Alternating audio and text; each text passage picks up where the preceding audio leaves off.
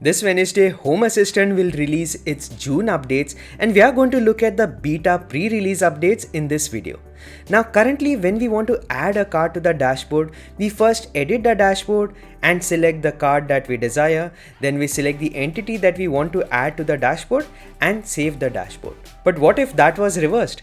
In this release, when you click on add card, you get to first select the entity from the sidebar that is arranged based on the area, and then you get to see all the possible cards that are applicable for this entity, as well as a preview of all these cards along with the features that are available for this entity.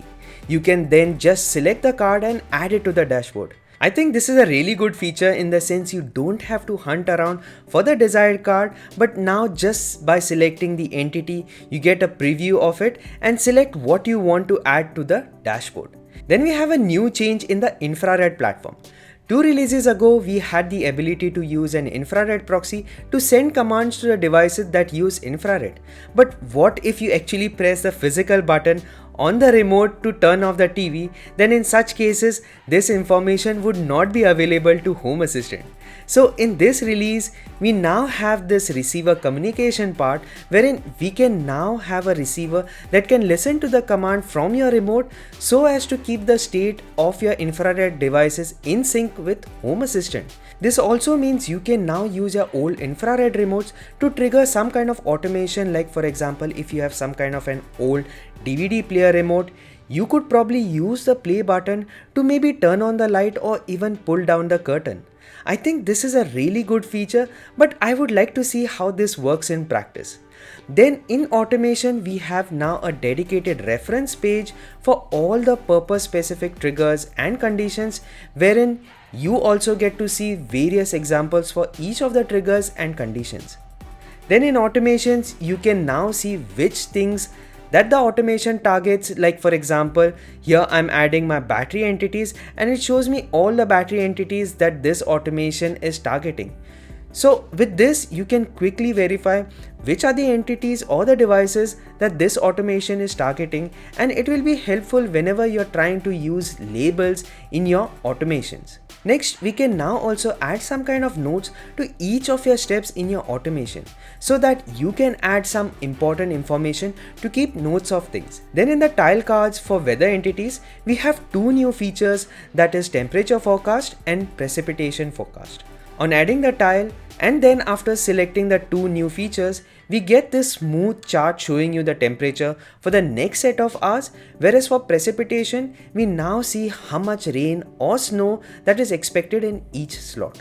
Then in the tile card for media players, in the playback media control feature, we can now add volume down, volume up, repeat and shuffle to the playback controls, and to the volume buttons and volume slider, we can now add a mute button to make the entire tile card a complete media player remote.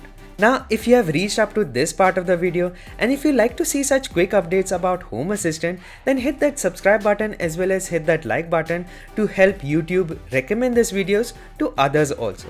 Now, 2 releases back, Home Assistant had added credential management for Matter smart locks, and now in this release, we have this also for Z-Wave smart locks. You can add users, remove users, assign pin codes directly from Home Assistant without the need of opening the vendor app.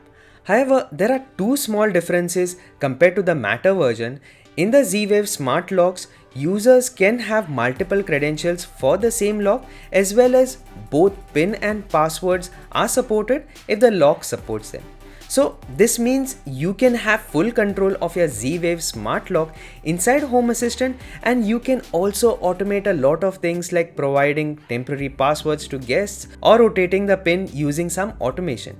Now in this release, Home Assistant have a bunch of new integrations thanks to our community members, and in this we have this integration to control your LG TV locally from Home Assistant via serial port using ESP home based serial proxy that was introduced in the last release. Then we can also control Samsung TVs with infrared transmitters that you have set up inside Home Assistant.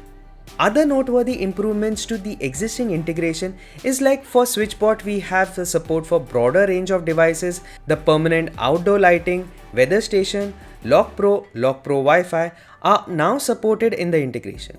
Then for YouTube channels, we can now have the video count sensor being exposed. Another improvement worth mentioning is that the Matter integration can now act as a Bluetooth bridge for the Matter server so that the devices can commission over Bluetooth even when the server does not have a dedicated Bluetooth adapter. So this will allow us to onboard new devices over the existing Bluetooth proxies.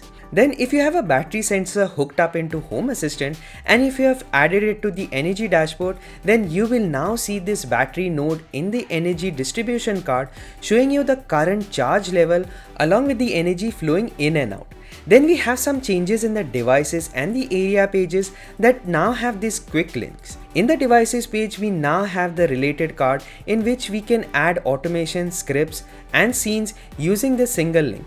Similarly, we have the same even for area pages from where you can create an automation directly from here without the need of manually adding the entity ID of the device. Then if you have been using the YAML code editors and if you miss some semicolon, have an unmatched quote, too few spaces or indentation, then it will highlight in the line next to it telling you where the problem is. This will save you some efforts from getting some obscure errors after saving it.